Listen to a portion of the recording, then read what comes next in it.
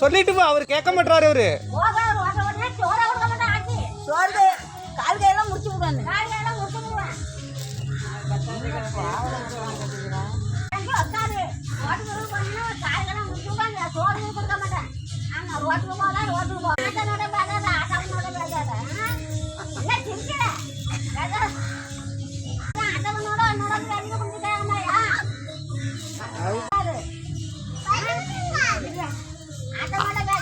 அத்தா நீ போனதுக்கு அப்புறம் தான் ஆத்தா பொண்ணு வந்துருதீங்க, வந்து உட்காந்து பேசிட்டு 2 பேரும் பேசிட்டே உட்காந்துருக்காங்க. என்னன்னு அவர்கிட்ட சொல்லிட்டு போ, இந்த மாதிரி பேசாதன்னு சொல்லிட்டு போயிடு. நான் பாத்துக்கிறேன்டா, நான்